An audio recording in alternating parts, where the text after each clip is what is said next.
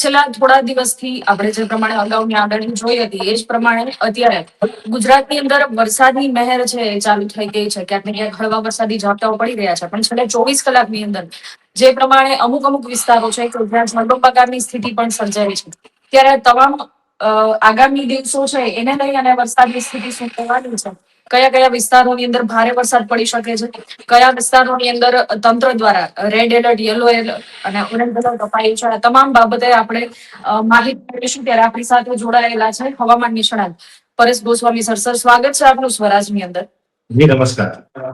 નમસ્કાર સર. જે પ્રમાણે આપણે અગાઉ પણ આગાહી કરી હતી એ પ્રમાણે હળવા વરસાદી ઝાપટાઓ અત્યારે ગુજરાતમાં પડી રહ્યા છે, પણ અમુક વિસ્તારો છે કે જ્યાં જળબંબાકારની સ્થિતિ પણ સર્જાઈ છે ગુજરાતની અંદર.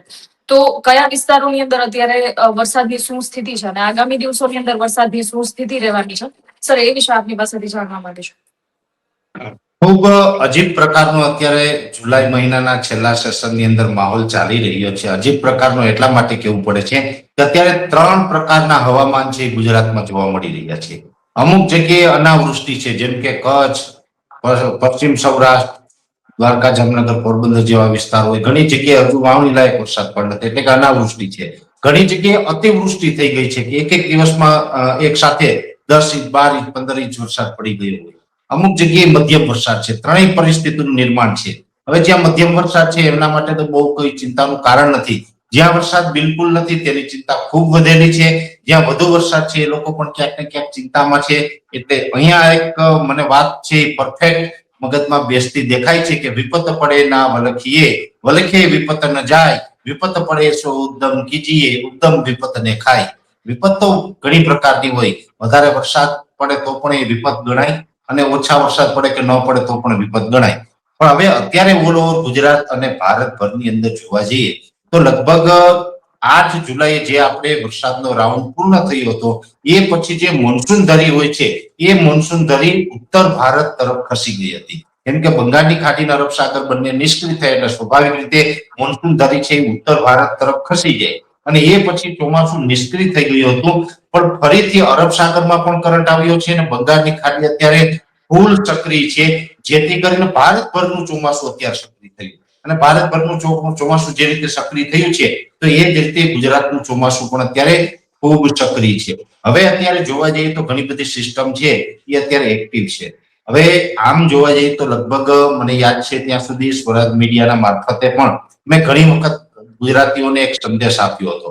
આ વર્ષે અલ્નીનો છે એ સક્રિય થયો છે અત્યારે. જ્યારે મે મહિનામાં, એપ્રિલ મહિનામાં, જૂન મહિનામાં જ્યારે વાત કરતા હતા ત્યારે પણ હું એક વાતનો ઉલ્લેખ કરતો હતો કે આ વર્ષે અલ્નીનો છે સક્રિય થવાનો છે, પણ ગુજરાતનું ચોમાસું કમસે કમ નબળું તો નથી રહેવાનું. આ એક ચોક્કસ વાત છે કે 15-20% ઓછા વરસાદ પડે પણ ચોમાસું બિલકુલ નબળું નથી થવાનું, સાવ નબળું નથી થવાનું. એ જ મુજબનો અત્યારે માહોલ જોવા મળી રહ્યો છે. અને એક વાતનો ઉલ્લેખ આપણે એ કર્યો હતો કે જે 15-20% વરસાદની ઘટ પડશે તો એ જૂન અને જુલાઈમાં હશે. જૂનમાં ઘટ અનુભવીને જુલાઈમાં પણ વરસાદ તો થયા છે, દર વર્ષે જુલાઈમાં થાય એ તો નહીં. તો એ પ્રકારનો માહોલ તો ચોક્કસથી છે.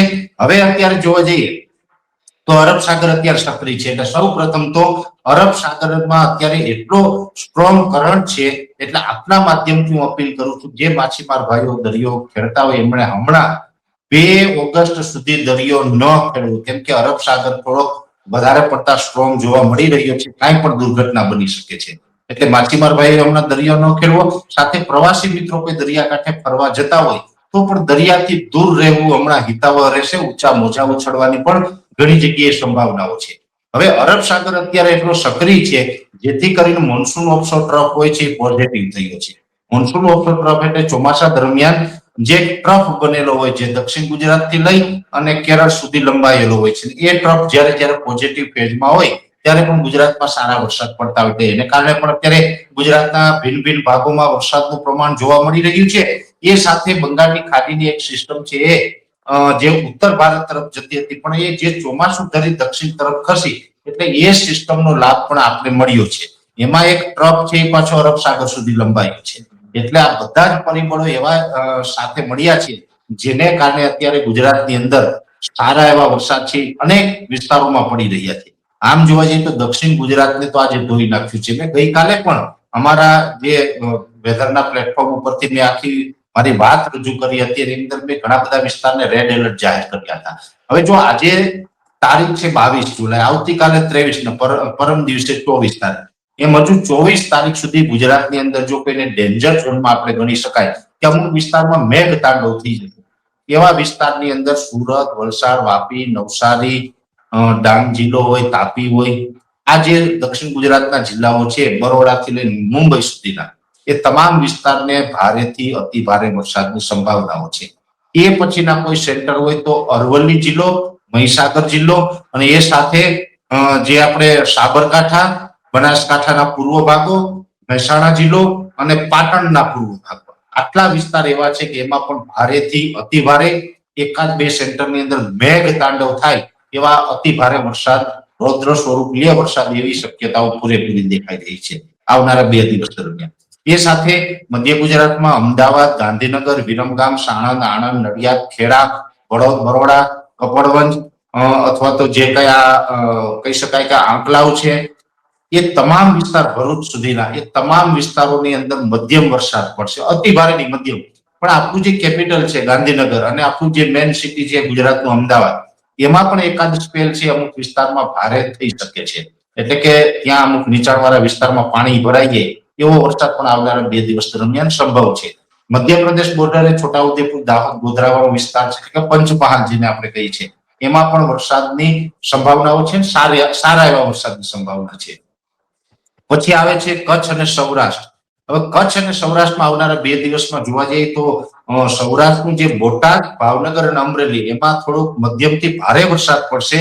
જુનાગઢ, ગીર સોમનાથ, રાજકોટ જેવા વિસ્તાર છે, મોરબી, સુરેન્દ્રનગરના વિસ્તાર છે, એમાં હળવાથી મધ્યમ વરસાદ જોવા મળશે. પશ્ચિમ સૌરાષ્ટ્રમાં હજુ 2 દિવસની અંદર કોઈ સારો વરસાદ પડે તેવી શક્યતાઓ નથી. ત્યાં વરસાદ ચોક્કસથી પશ્ચિમ સૌરાષ્ટ્રમાં જોવા મળશે, પણ આવનારા 2 દિવસ દરમિયાન હળવાથી મધ્યમ ઝાપટા નોંધાશે.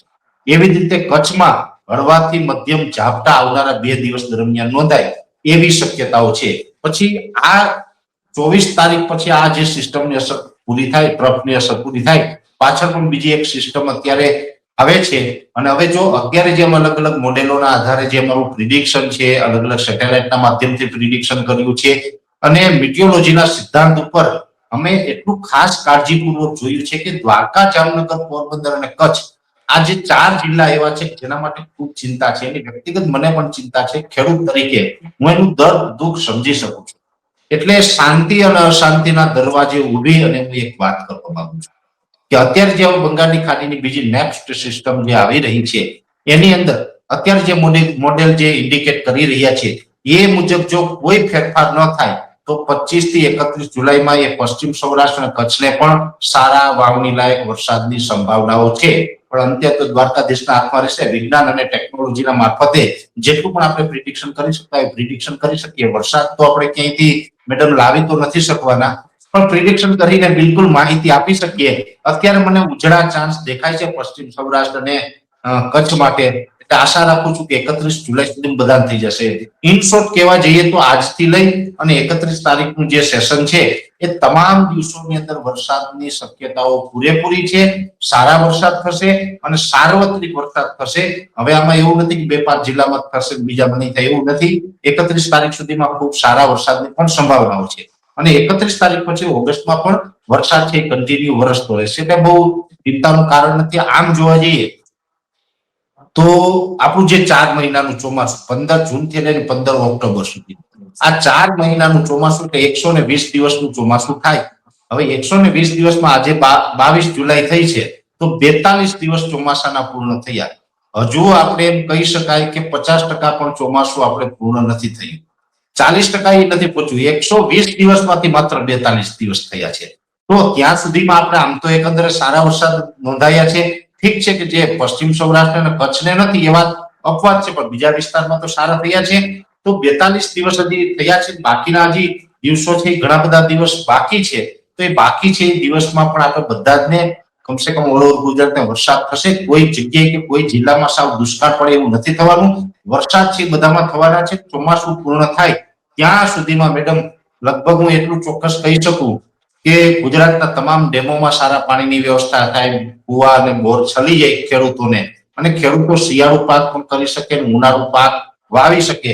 આટલી હદે તો પાણીની વ્યવસ્થા થતી અત્યારે અમને દેખાઈ રહી છે. એટલે આ પ્રકારનું આગળ ઉપર પણ હવામાન રહેવાનું છે, આવું મારું વ્યક્તિગત પ્રિડિક્શન પણ છે ને વ્યક્તિગત મારું અનુમાન. સર, જે પ્રમાણે આપણે જણાવ્યું કે અત્યાર સુધીમાં અમુક વિસ્તારો છે કે જે હજુ પણ વરસાદથી વંચિત છે, અને ઓવરઓલ આપણે જોવા જઈએ તો અત્યાર સુધીના વરસાદનો જે રેશિયો છે એ દર વર્ષ કરતા ક્યાંક ને ક્યાંક ઓછો નોંધાયો છે. તો આગામી દિવસો છે એની અંદર હવે વરસાદની કેટલી જરૂર રહેશે કે જે અત્યાર સુધીની જે વરસાદની ઓછપ છે એ પૂરી કરી શકે? તો આગામી દિવસોની અંદર કેટલો વરસાદ પડે તો એ ખોટ છે એ પૂરી થઈ શકે? જો ચોક્કસની વાત છે કે જે ઘટ છે અત્યાર સુધીમાં એ ચોક્કસ વાત છે. જે જૂન મહિનામાં આપણે જે વરસાદની ઘટ રહી, આમ તો જૂન મહિનામાં સૌથી વધારે ઘટ આપણે અનુભવી છે. એ જ સાથે જુલાઈમાં આપણે વરસાદ તો પડ્યા છે, પણ વરસાદમાં પણ જે દર વર્ષે જુલાઈમાં જોવા મળે છે એ વરસાદ આપણે થયો નથી. એટલે વરસાદની ઘટ છે એ દર વર્ષની સરખામણી જુલાઈમાં અત્યારે જોવા મળી રહી છે.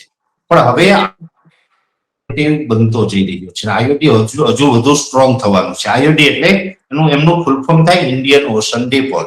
એટલે જે હિન્દ મહાસાગરનું તાપમાન હોય એ ફેવરેબલ રહે તો પણ આપણે ચોમાસા દરમિયાન સારા વરસાદ પડતા હોય. અલનીનો સક્રિય છે ને ઓગસ્ટ અને સપ્ટેમ્બરમાં તો અલનીનો હજુ વધુ સ્ટ્રોંગ બનવાનો છે.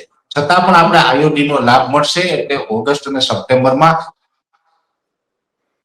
પડ્યા એના કરતા સારા વરસાદની સંભાવનાઓ છે.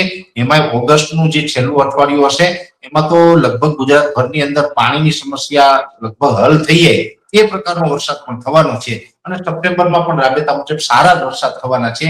એટલે અત્યાર સુધી આપણે જે ઘટ અનુભવી છે એટલી બધી ઘટ આગળ ઉપર આપણે નહીં જોવા મળે. પણ હા, એક ચોક્કસથી છે, ગયા વર્ષે 109% વરસાદ હતો, આ વર્ષે વધીને 90 થી 93% સુધી થશે. એટલે 15-17% ઘટ છે એ તો ગયા વર્ષે સરખામણી રહેવાની છે, એવું મારું માનવું છે. સર, આપની તમામ માહિતી પરથી ગુજરાતના ખેડૂતો છે, આમ જનતા છે, એમને ક્યાંક ને ક્યાંક જીવમાં જીવ આવી શકે છે.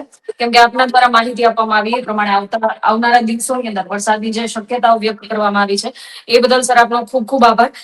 ધન્યવાદ સર, સ્વરાજ સાથે જોડાવા બદલ.